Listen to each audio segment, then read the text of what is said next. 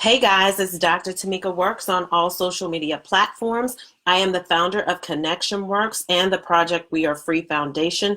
And the Project We Are Free Foundation, we help we help women and children uh, know the red flags of domestic violence and abuse and help them escape potentially deadly situations. And I wanted to be able to share some information with you tonight. And I hope that you can be able to share this information out because you never know who's suffering in silence. You just never know. It could be a mother, an aunt, a sister, a grandmother, a cousin. Hey, Brittany, thanks for coming in. And so I just want to be able to get this information out here. Unfortunately, it is an epidemic. So if you or someone you know is being abused, feel free to contact the National Domestic Violence Hotline at 1-800-799-7233. Again, that's 1-800-799-7233. And those last four letters, it would be 1-800-799-SAFE. Okay. So we're going to be working out of the Speak Up and Get Out book again this evening. That book is written by me. It is available on Amazon. Where else? Barnes & Noble, Books A Million. It's all over the world, in fact, and it's helping to save lives. But I received a message this morning from Brittany, so thanks for sharing that. And, a lot of people started tagging me, and I'm like, whoa, what's going on? And here it turns out that there was a woman who the headline said that she was murdered after counseling with her pastor. And it's very disturbing because this is something that I've talked about over the years with my case. And I've tried to stress this. So that's why I need your help so that you can share out this video, because you never know whose life you can save by once they receive this message. But counseling with your pastor can get you murdered. And there were people who were quite upset with me, and they sent me messages telling me that I was out of order for saying that. Hey, Vanessa, thanks for coming in. But what I'm telling you is that I care more about saving the lives of women and children than I do about people and their egos and, their personal feelings that they have about whatever. So I wanted to go over 3 reasons why counseling with your pastor can get you murdered. And the first is that some pastors are not trained. They're not professionally trained, and they are not equipped with the knowledge and the information to understand the different dynamics of domestic violence and abuse. It is not just physical, and domestic violence and abuse is not about anger. It is not about anger. It is about power and control. And when the abuser feels or thinks that they no longer have control over you, that is when tragedy strikes. I don't know how many of you read the article today on my post on my page. Hey, Odessa, thanks for coming in. But in this article, it clearly said that Rachel's husband or boyfriend, her partner, he was not violent. He wasn't violent. He didn't abuse her, but they described him as very jealous. So I'm telling you right now, if you are in a relationship or a marriage or a situationship and your partner is jealous, understand that you are at risk for possibly being murdered. And I always stress, it's not a matter of, oh, he doesn't beat me, he doesn't hit me, or it happened, 20 years ago. Understand, he's like a volcano. He erupted 20 years ago, but he's dormant right now. And as soon as you make a move that shows that you value who you are, understand it could be the end of the road for you. And so that's why it's so important to understand that it's not just about physical abuse. An abuser will murder you, and there may not have ever been any previous encounters of physical abuse. No hitting, no poking, no pinching, no shoving, no biting, no sexual anything, no slamming, no choking. Understand, all it takes is one time. And there are people who are offended. Well, you're just going to have to be offended because this is a case that just happened where this woman went thinking she was, because we think we're doing the right thing. But you have to understand, if someone is not equipped, you are not going to go to a foot doctor if you have a brain tumor. So you have to go to someone who is well equipped with the information, the tools, the knowledge, and the resources to be able to assist you properly. Thank you, Joseph. So understand, it's not personal.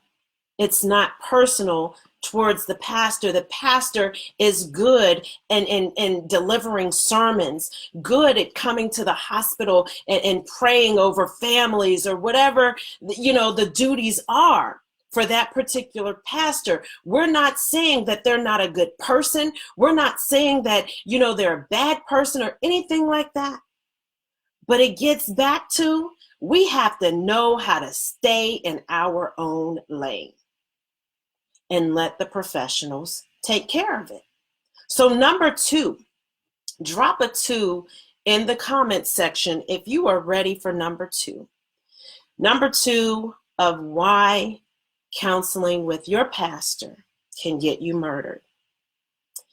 Anything you say cannot be used in the court of law. Hey, welcome, Jean. Anything you say cannot be used in the court of law. If you counsel with your pastor, your bishop, your priest, anyone who is considered clergy, nothing you say can be used in the court of law. So if you are sitting in that counseling session and you are pouring out your heart, or your abuser is sharing information and your pastor may be taking detailed notes, very compassionate, very understanding, listening, caring, all of that. But understand, even if your abuser hauled off and slapped you, punched you, kicked you, or even called you every name but a child of God, that pastor cannot be subpoenaed in court because he or she is considered clergy. Your abuser could actually clean, cold, knock you out in front of the pastor. And you can be flat out, hey, Deborah, Alice, Pat, Marie, thanks for coming in.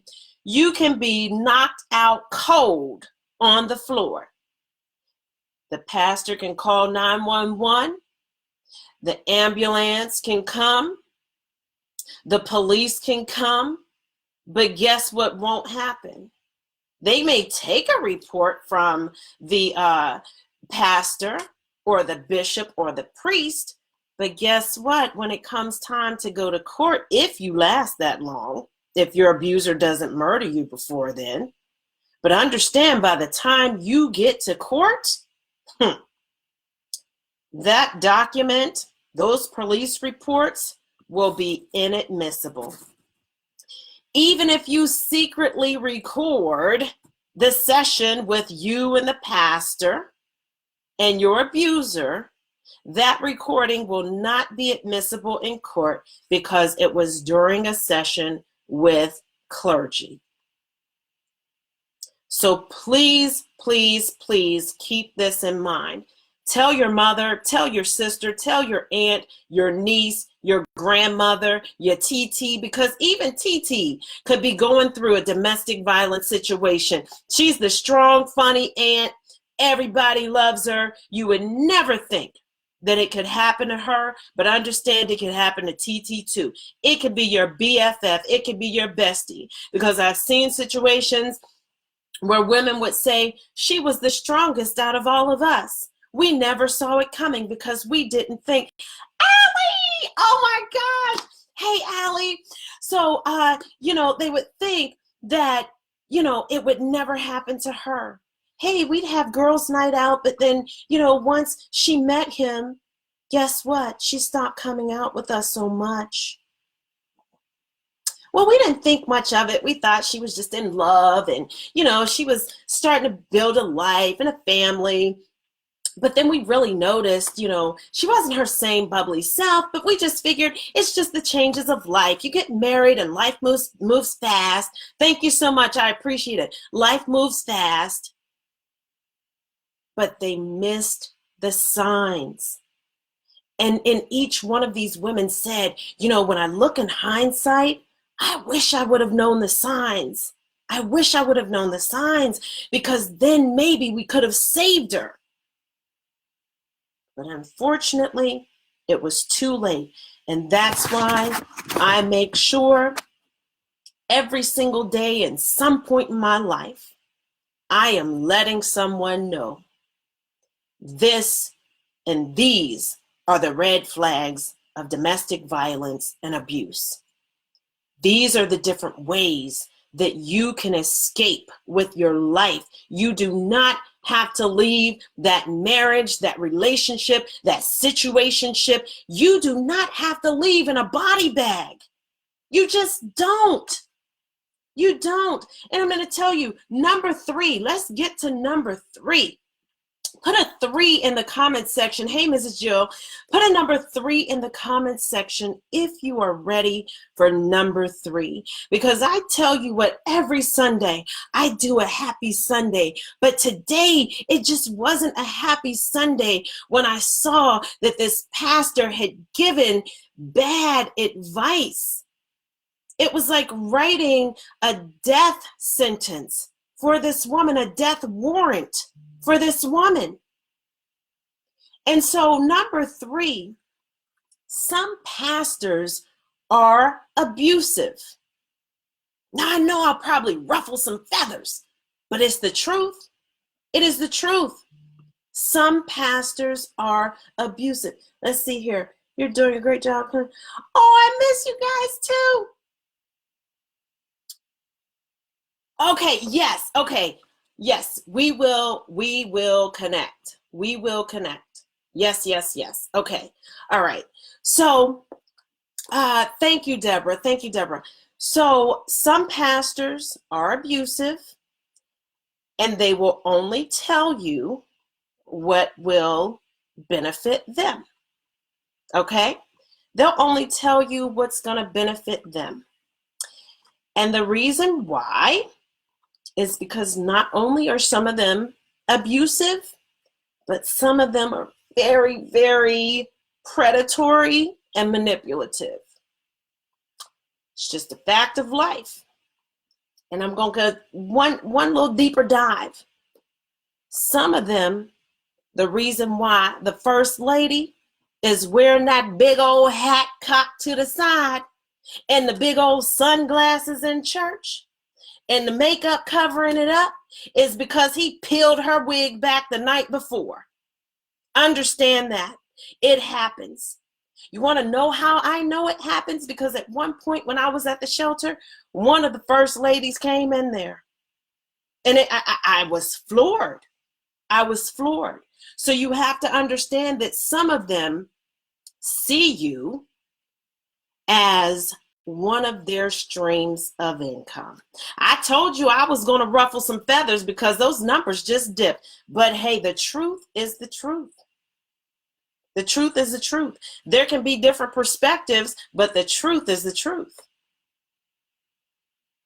So understand that you and your abuser, you could be one of their biggest sources of income, streams of income.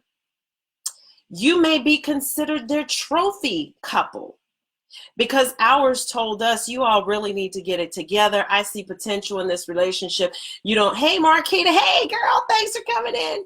It said, you don't want to give up your house. You got this beautiful house and beautiful cars, and there's potential here. And I'm thinking, what kind of potential? He never did really say, what kind of potential do you see in a relationship where a man keeps on beating on a woman and verbally abusing a woman? And so he said, y'all can't break up, because I brag to the other pastors when we have our meetings that I got this young couple living out there in our Beverly Hills. And so understand, they may give you bad advice, because telling you the right thing might be that they're no longer benefiting from you. And so then you have different layers of abuse going on. Spiritual abuse. Spiritual abuse.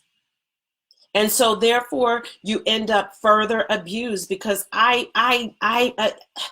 can say I know that this woman reached out to the church thinking that, she's going to get some information. Thanks, Marquita and Deborah and Brittany. Yes, that she's going to get some information that will say, okay, and get confirmation that how she's being treated by her abuser is wrong. And I'm going to tell you firsthand, the pastor that we were under never would say to my abuser, you are wrong, you should not do this, this is not right. Like, I just could not understand. And he's a part of your men's group. Hey, Yolanda, he's a part of your men's group. He's a part of this in the church. But you sat the little 16-year-old boy down in church and made him stand up so that you could publicly humiliate him because he had gotten a girl pregnant. But then you can't reprimand this grown man who is beating on his wife, who is verbally abusing and emotionally abusing his wife. So understand that you have to connect with people who are professionally trained in domestic violence and abuse, who understand the different dynamics of abuse. Yes, exactly. Because if you don't, you could be receiving deadly advice. I'm not even going to say bad advice. You can be receiving deadly advice. And as we see from the article this morning, it proved to be deadly. It proved to be deadly. I was told I needed to stay because I took the vows. And when I took the vows, hey, Shakisha, thanks for coming in. When I took the vows, that I signed up for it. That's not what I signed up for. I did sign up for good and for bad, in sickness and in health, for better or for worse. But worse does not, to me, it did not mean getting my bell rung. It didn't mean getting choked and slammed. No, we got to be reasonable about this thing here. We've got to be reasonable. Hey, Darlene. So I wanted to just come through and share that with you, because understand, some of these people, or pastors, I should say, some have your best interest at heart, but they just don't understand how deadly domestic violence and abuse can be, and they think that they're giving you good information. But then there's others that they're in cahoots with your abuser because you may be the cash cow, and they don't want that stream of income to go away. They may not want that status to go away.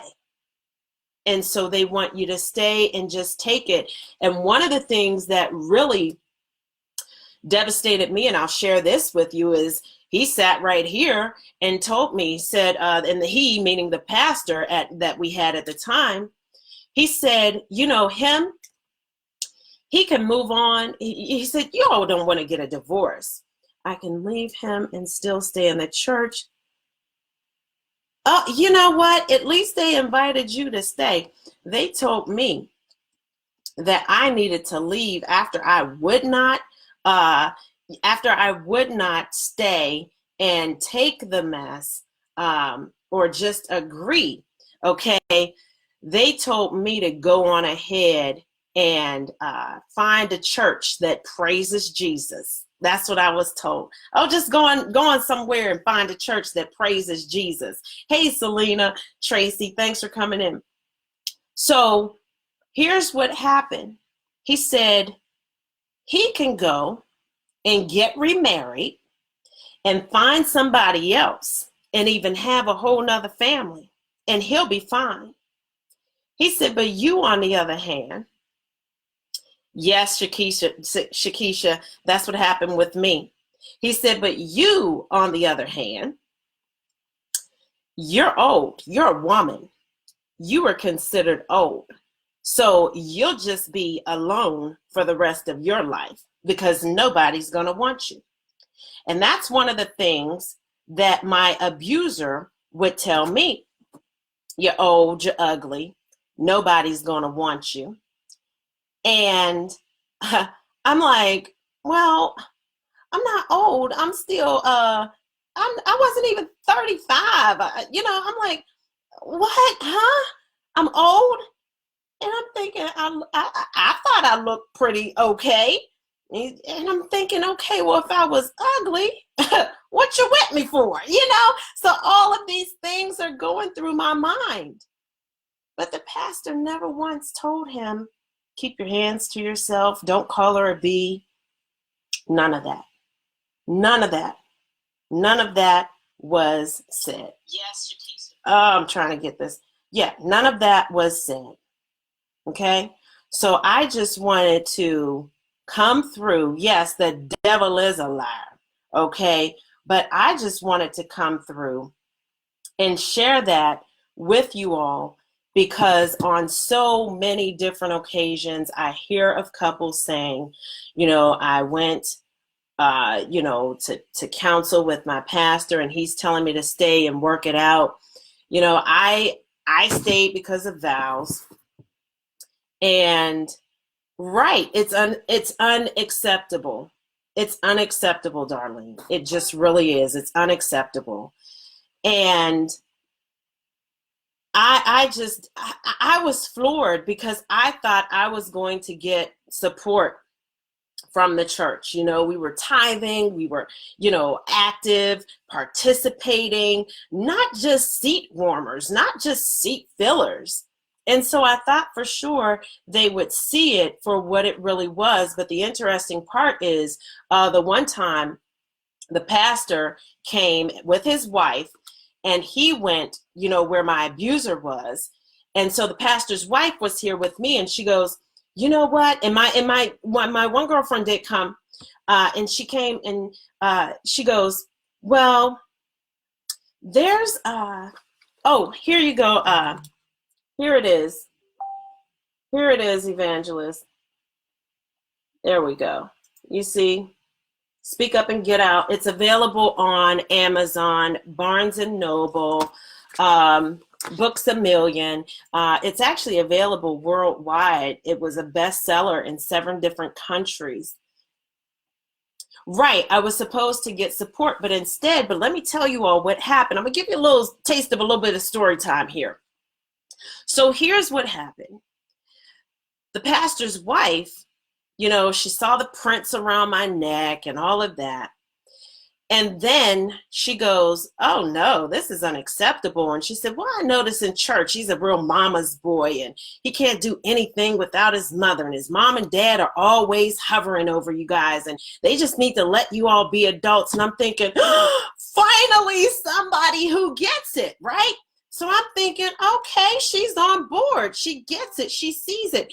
And there's nothing more that you know what? Yes, it can, but it can lead to counseling with your pastor can get you murdered. Go back and watch the replay so that you can fully understand what that title is, because the advice that they give you can be bad advice, number one, and it can, if you are advised to stay with your abuser, yes, it can get you murdered. But if that pastor tells you that you need to leave that situation and it is okay to leave that situation, then it could possibly save your life. Now, will the abuser possibly still murder you? Yes, it's a great possibility. It's a great possibility. So anyway, the woman ends up saying, hey, I noticed this, I noticed that. And the next thing you know, the following day, she didn't want to pray. She didn't want to talk. The pastor got to her. So she was no longer allowed to pray with me or, talk about the situation. And then she completely flipped as far as, oh, he should be keeping his hands to himself. It was totally different. Well, that's something you all have to work out. You just need to stay and take it. Hey, KJ, Salisha, and Kathy, you just need to stay and take it, and maybe things will get better. So I was floored. And that's why I always tell you all, if a woman comes to you and says, hey, I've been abused or I'm being abused, the first three words out of your mouth should be, I believe her. It should be, I believe her. But as I said before, counseling with your pastor can get you murdered. Another reason, and that's why I say go back and watch the replay.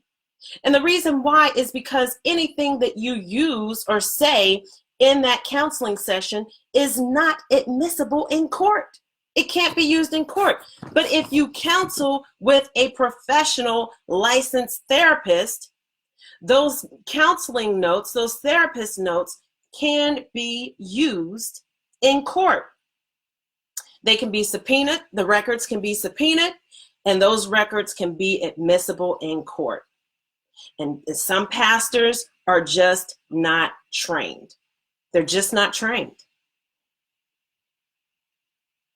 Yeah. So they're just not trained. There's some of them, and I say some, I did not say all, but as you can see, there are feathers that are ruffled. And as long as I know that when you share information, you are shedding light on an issue and you are enlightening people, I am here to enlighten people. Because listen, every single day in the United States, 3 to 4 women die at the hands of their husband or their boyfriend.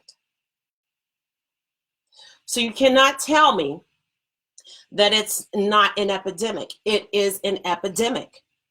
There is a war on women. There's a war on women. So when people come on to my videos and they try to tell me, oh, it's not that bad, or oh, it's this, or it's that, or it's the abuser, we get it. We get that it's the abuser, but it's the advice that the women are being given by people who are not trained professionals.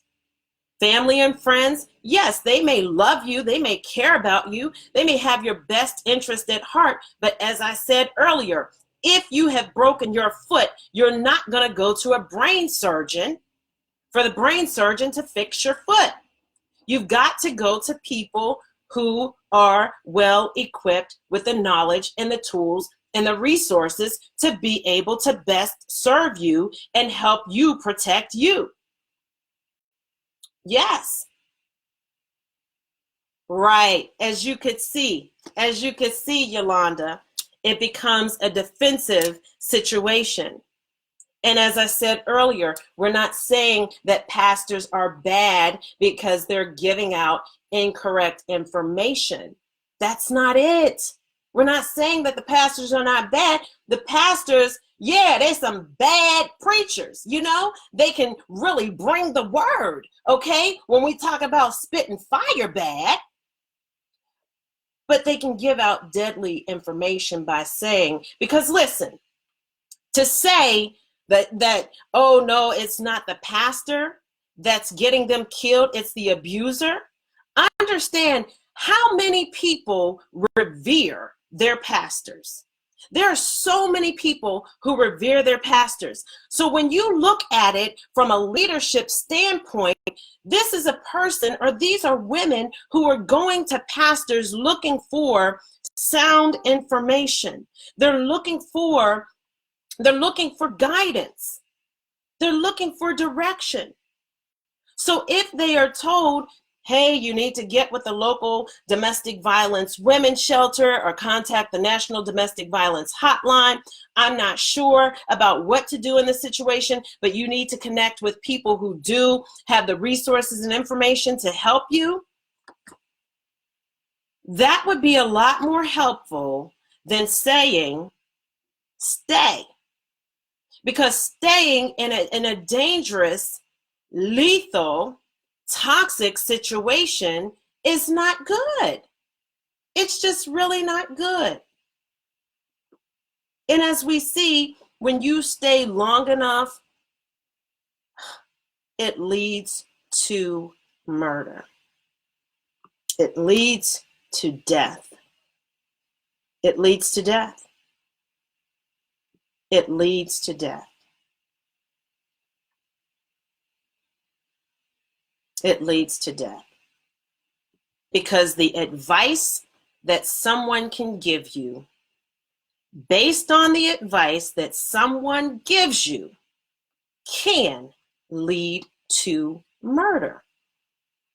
Because had that woman been told, hey, contact these organizations, I know for a fact someone would have told her, hey, here's some information on how to create a safe exit strategy plan.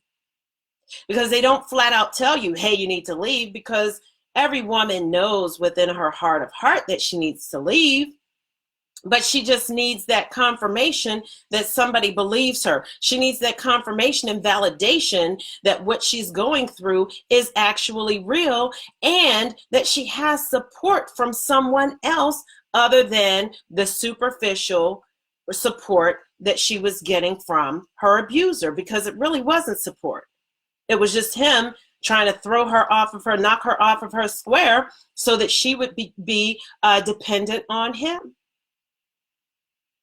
So understand that when you go, and I'm going to go over these really quickly. Number one, pastors are not trained professionals. Some of them, some pastors are not trained professionals to be able to handle all of the different dynamics and understand and know the different dynamics of domestic violence and abuse. And when they do try to tackle it and they've not been trained and they're not familiar with it and they don't understand it, they end up being a puppet and manipulated by the abuser. And then the next thing you know, the victim, the target, the woman is being abused by proxy, and the pastor turns into a flying monkey for the abuser. Ask me how I know. Not only have I seen it, but I have experienced it firsthand. Number two, anything you say cannot be used in the court of law.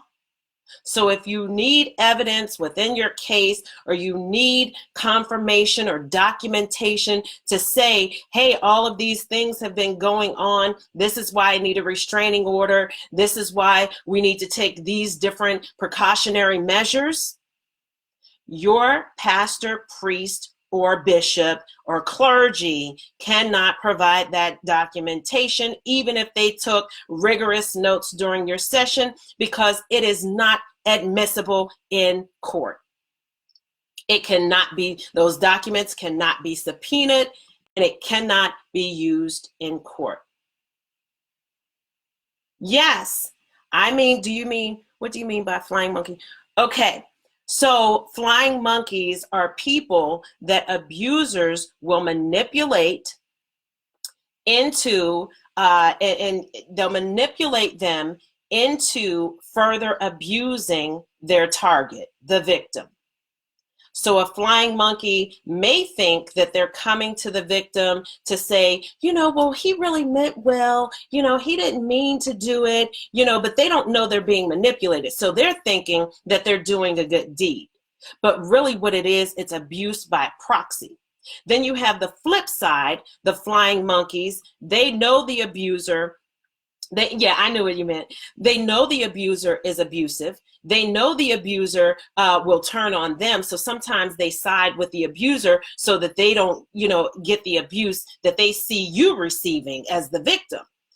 But what they'll do is they will harass you and abuse you or do different things against you so as to please the abuser. So flying monkeys do the dirty work for the abuser. Okay, they do the dirty work for the abuser. You get it? Yes. Yes, that's what it is. It's abuse by proxy. They are flying monkeys. And it comes from the Wizard of Oz. So check it out. I've put it on my page, so I'll go ahead and I'll repost it so that you all can understand what the flying monkeys are all about and what they do. But those are people that narcissistic abusers. They pull these people in so that they can team up on the victim and the target. And as I said, you have the one group, they're unsuspecting. They don't know how abusive the abuser is. They don't even know the abuser is abusive. And they think that they're doing a good thing by coming to you and saying, oh, wow.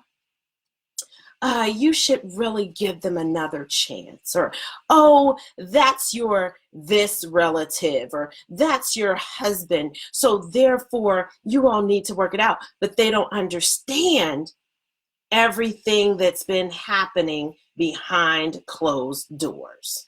Okay? They don't see, they don't understand that. So you have that type of flying monkey. But then you have the other flying monkey who decides that they want to be a bully and please the abuser, and they just join in that way.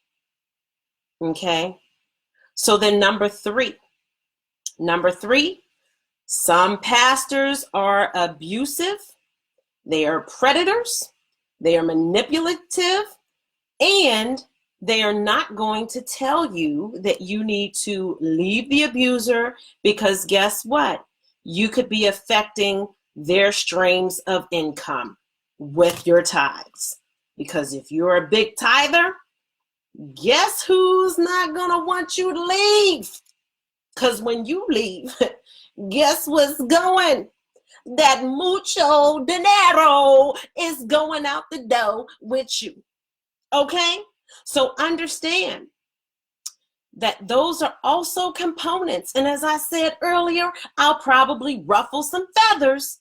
But these are things that we don't want to talk about because we don't want to offend anybody. And for some of us, we've grown up in this, era where, what happens behind closed doors stays behind closed doors. And we don't want to admit that we've grown up in churches that have been spiritually abusive, financially abusive, physically abusive. One woman explained to me about how, she and her husband, they both cheated on each other and had her and her husband walk up to the front of the church and the pastor beat both of them. I said, oh my, so understand that there's spiritual abuse as well. And we've talked about this before on previous videos. I haven't heard, oh my God. Yes. About your feelings.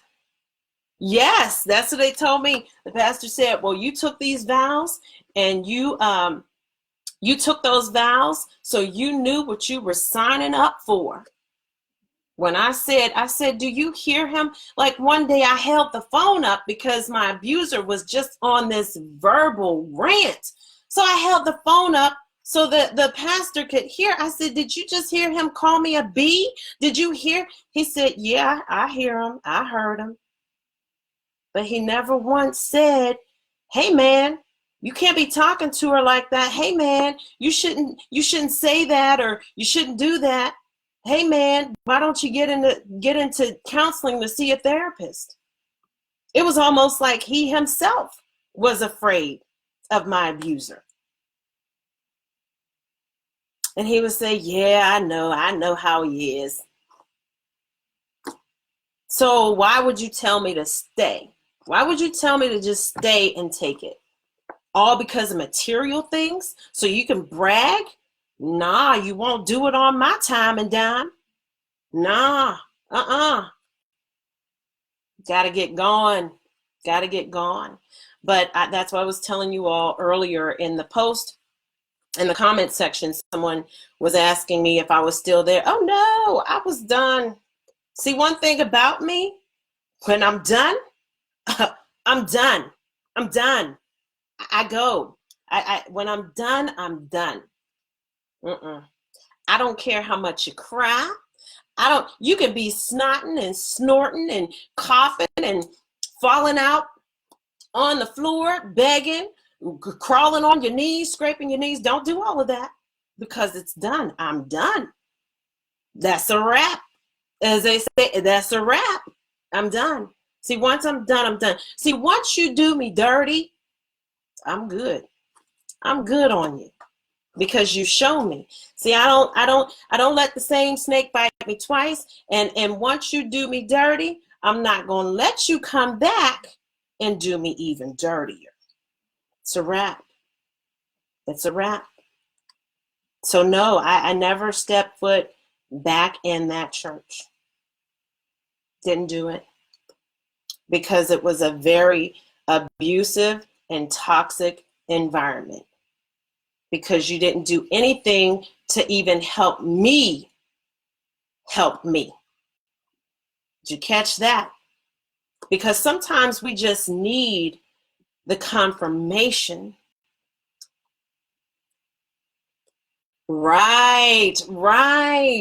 Oh my goodness. Sometimes I wonder, like, do some of these abusers live out of, do they read the same playbook? So many ministers' wives have told me, their pastors asked, but yeah. And you know what? That would irk me, because there would be people who would say, well, what did you do? Are you kidding me? What do you mean? What did I do? You don't have to do anything. You don't have to do anything. The only thing you can do is show signs that you're starting to love yourself, show signs that you're finally, fed up with being treated like, something stuck on the bottom of a shoe. When you start to, go against the grain of things. Yeah. When you start deciding, I'm going to put myself first. I'm going to cook something for me and eat first. It could be something just simple. Just look at the video yesterday. Go back to the video yesterday. I talked about that. So that's my fur kid back there. I don't know if you all saw that move. He's like, when are you going to talk to me? He's so spoiled. But that's Mr. Hines. That's our little fur kid, our schnoodle. But, understand that domestic violence and abuse is very real. I know there are very rare cases where you hear, oh, this woman lied or whatever. But understand, women who come forward to say, I am being abused, believe her. Believe her. Believe her. You've got to believe her. You've got to believe her, because by this point, she has seen something that has shaken her to the core of her soul, because she's not going to let on to you exactly how bad it really is. Understand that. She's not going to let on to you about how bad it really is. So understand, by the time she comes out to you to say, I am being abused, or these different things are happening to me, or he does ABCXYZ, something has happened that she is scared for her life. And she's finally ready to start making those moves to get out. Understand that. Understand that. When she says I'm being abused or he does ABCXYZ to me, please do not respond. But he's so cute. He's so nice. Oh, those dimples, he could never do that. Understand, some of the most charming ones are the most abusive ones. The pastor thinking I should have told her to get out. Because that's what happened with me one time when the police came here. They could see all of the marks, that like a handprint on my neck. It had blood down on my shirt. And the policeman said, I was like, this isn't him. This isn't him. It was just, this whole surgery thing has him all upset. This isn't him. He said, so it wasn't him that put those prints on your neck? It wasn't him that has this blood on your shirt? He said, look, you see that umbrella sitting down there on that floor? He said, this guy cares more about this umbrella on the floor than he does you in your life. He said, the next time we come back here, Mrs. Anderson, it's going to be to take you out of here in a body bag. And boy, oh boy, my heart sank. My mouth went dry. My knees were shaking. Like I was just so scared, because I'm thinking, even though he tried to kill me, maybe he won't kill me. They'll kill you. And he promised me he was going to kill me. He promised me. And it was then that something clicked. And, one time when the police came, it took 7 police officers to subdue him, because he was chasing me, trying to beat me in front of the police. And we had gone to a therapy session. And he tried to choke me, tried to lunge and grab my neck in front of the therapist. And she said, oh my gosh, no, you can't. This woman was so scared. I felt sorry for her. I'm sitting up there scared, but I felt sorry for her. I'm thinking like, wow, now hey, Brother Lance, thanks for coming in. Now she can see what I'm going through, what I've experienced. Well, check this out. I'm going to answer this, Tracy. So check this out. It hit me like, wow, if he's doing this in front of people now, I'm in deep trouble. If my daughter's not here to call the police and it's just the 2 of us, I'm done. I'm a done deal. And so that fear is what started. See, the fear of leaving, was no longer greater than the fear of me staying and the pain of me staying. Yeah. Okay. See, Tracy, here's the other deal. Okay. And I've shared this with some of you. I grew up in the hood. Okay. I'm from Pittsburgh. I grew up in the hood. But where I live now, it's a whole nother world. And let me tell you, when they would come, it would sometimes say, well, Mr. Anderson, do you want us to take you? I was hesitant about the name, but you all know my last name.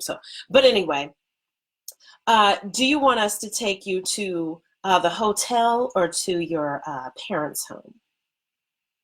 Now, I must take responsibility for that, okay? I must own my stuff. I am owning my stuff. I have owned my stuff. I did not say, See, he did this. This is what he did, because I felt sorry for him.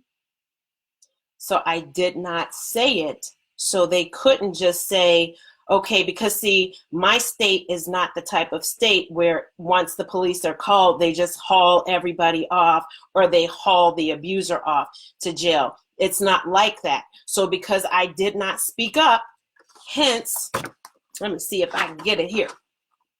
Hence the name, Speak Up and Get Out. I didn't speak up. So therefore, they gave him the choice of, do you want to go to the hotel or do you want to go to your parents? And so he got in the back of that police car like he was in a limo, okay? So I say that because I didn't speak up. I was one of those women where I protected my abuser. I protected my abuser. But I tell you this, had we lived in the hood where I grew up, they would have tossed him in the back of that car or paddy wagon, and that would have been that. But I tell people, I was living in a lifetime looking neighborhood, in a lifetime looking house, and getting my bell rung like a Lifetime movie.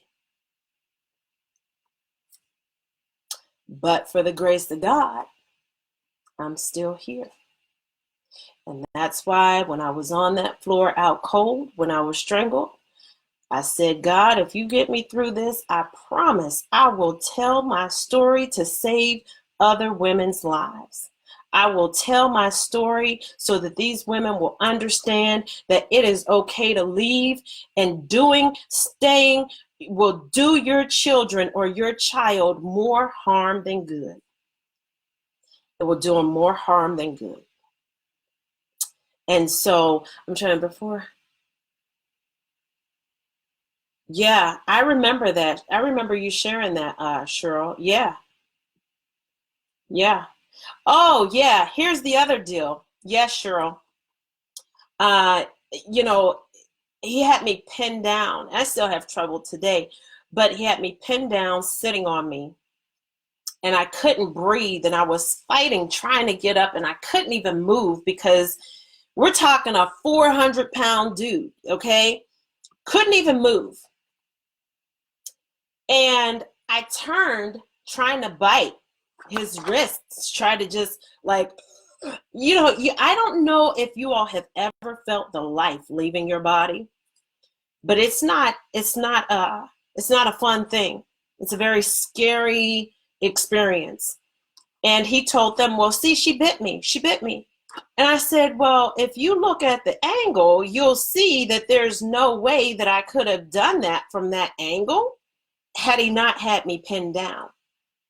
So you have to understand that when you get to the court process, everything that you say, everything that you do will more than likely, to put that in there, more than likely be misconstrued, twisted around, and you're going to find yourself having to try to defend your name and your character and protect your reputation, because it is an assassination of your character.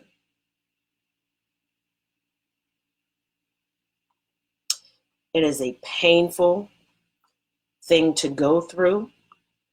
That's why it is so important that yes, Yolanda, thank you for posting that, because I post that on my page and it's like people don't hear it, they don't see it, they don't get it. When a woman is trying to leave, if she tells her abuser, hey, we need to separate, or hey, this isn't working, in the midst of when she's leaving and even after she is gone, 75% of women are most likely to be murdered during that time. When they are trying to leave, in the midst of leaving, and after they are left, that is the most riskiest time. They are at a high risk of being murdered. Thank you for sharing that, Yolanda. Thank you. See, I appreciate you all putting those comments in there because I can't really type and do it, but I try to get it out on my post. And another high percentage of women who are murdered as a result of domestic violence and abuse are pregnant women. Pregnant women.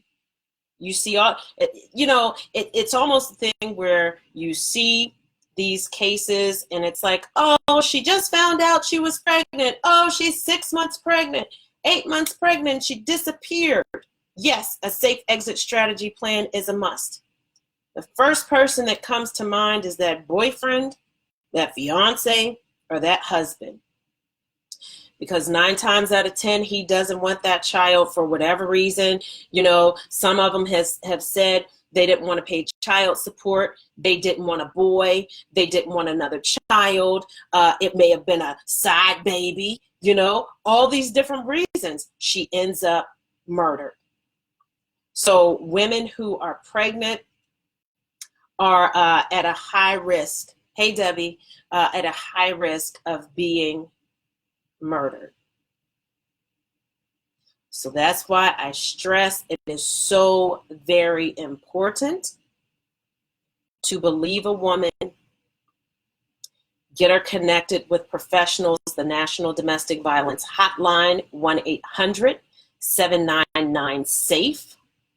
And then also, hotline.org, hotline.org. Okay. You need to have a safe exit strategy plan so that you will know what pitfalls to avoid. You will know what mistakes to avoid. Go back and look at some of my videos where I talk about taking an alternate route home, breaking up, your routine so that you are not caught off guard by your abuser. If you need to get an alarm system put in your home, whatever the case is. But from the moment you say you want to separate or you want to leave, or it looks like, hey, Elaine, that you want to have your own independence, and they no longer have control over you. Because sometimes people say, oh, if you just get him in anger management classes, he's just angry. Nah, he's not angry.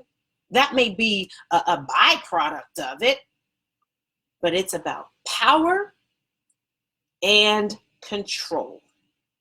Power and control.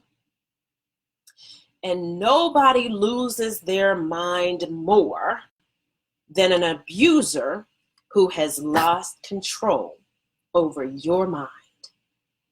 Did you catch that? So understand, domestic violence and abuse is not about anger. It is about power and control. It is about them wanting to control you. It is about them wanting to dictate to you. And the woman, Rachel Logan, we shall say her name, Rachel Logan, where the headline said that she counseled with her pastor and got murdered.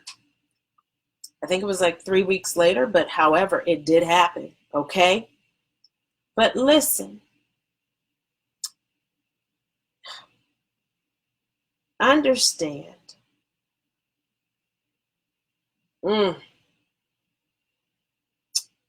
We've got to get this message out. Because when I tell you, I got messages, inboxes from people who were so angry. I did 2 videos before. One was like maybe a year and a half ago, where I talked about counseling with your pastor could get you murdered.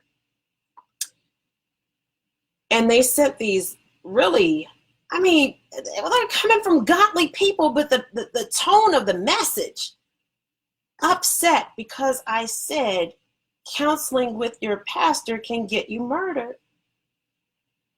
But imagine if Rachel would have seen this video or seen something that would have had her go to her local women's shelter in Trinidad just to get assistance, just to get an understanding, or somebody who could have told her, no, this isn't right, and you don't have to stay in an abusive relationship.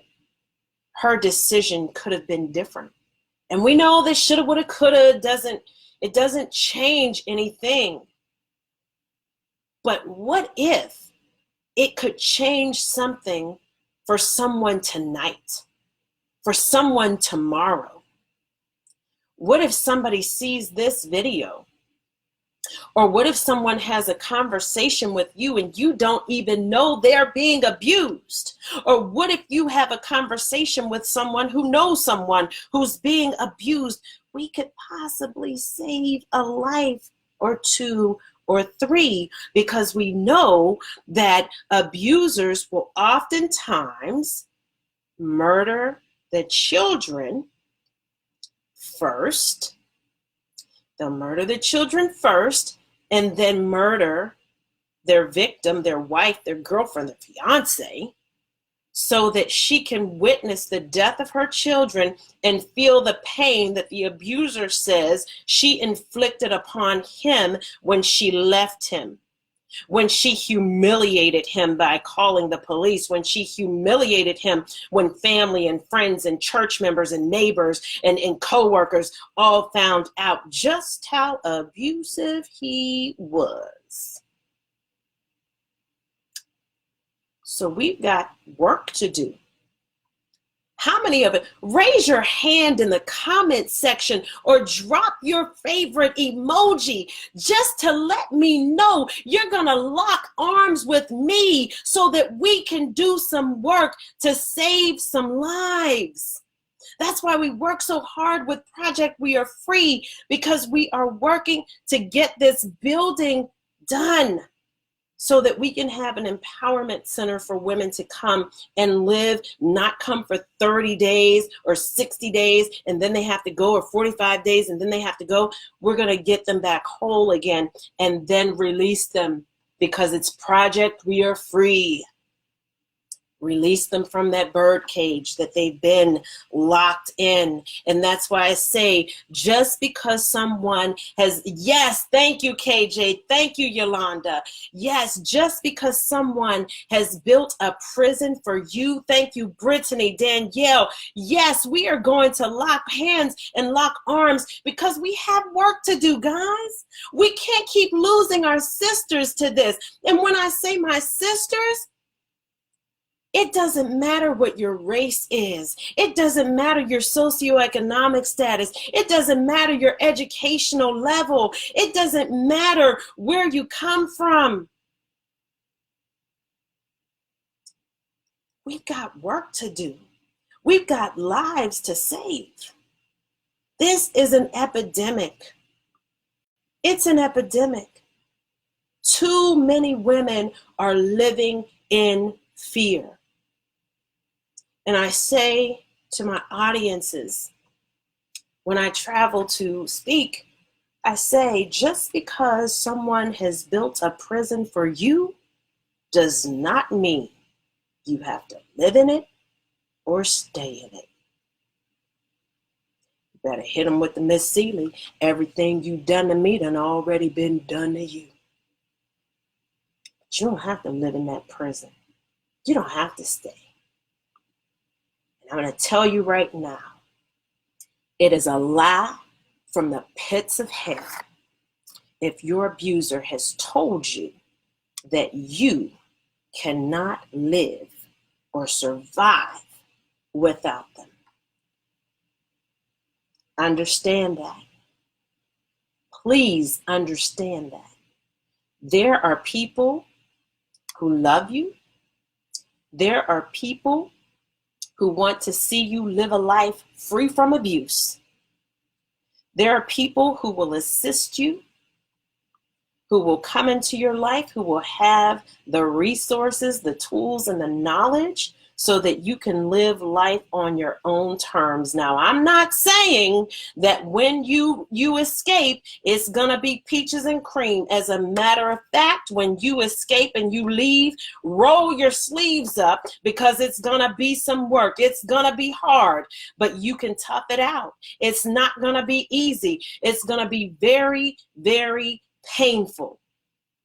And you may have to look over your shoulder, but at least you can go to sleep at night and know that you're not in any immediate danger. You may have to change your identity. There are some women who have to change their identity. They have to leave and move so that they're no longer around their abuser, because let's be honest. Hey, Shahana, thanks for coming in. Let's be honest. The system may not have worked in their favor. And we talked about this yesterday. Men who beat their wives or verbally abuse them,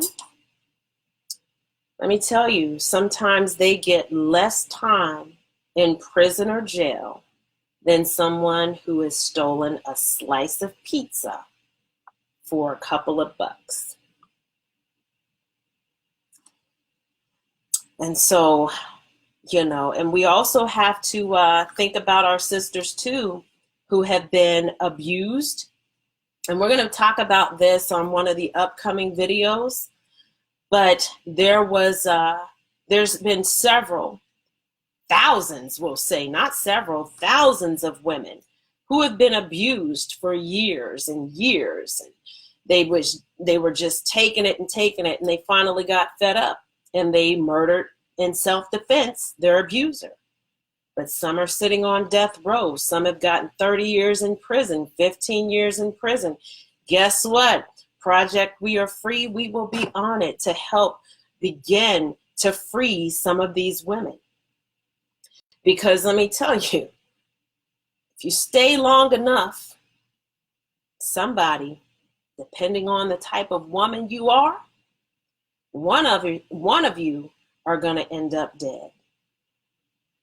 And sometimes, in some cases, both. Because a lot of times these men, these abusers, they will kill the kids so that she can see, turn around, kill himself so she can live with the pain. Or he'll just kill all of them. So just keep that in mind. But there are women, we have our sisters too, who are in prison for murder, self-defense, but they could not prove the abuse because they didn't have any documentation to be able to say, hey, here's a hospital record, here's some therapy records, therapist records, here's something we filed in court. There's nothing to prove that they were being abused. And some of them, no, they weren't physically abused. They were mentally, emotionally, verbally, spiritually abused. And that's why I say it's so important to counsel with a licensed professional therapist. So I thank you all for being on here with me live. I thank you replay viewers for being on, because you all could be anywhere else, but you chose to be here with me. I appreciate you and I value your time. We've got work to do. We're going to lock arms and we're going to make an impact globally around this world so that we can begin to eradicate violence against women and children. I am Dr. Tamika Works on all social media platforms. Thank you so much for tuning in. Peace, love, and blessings to each one of you.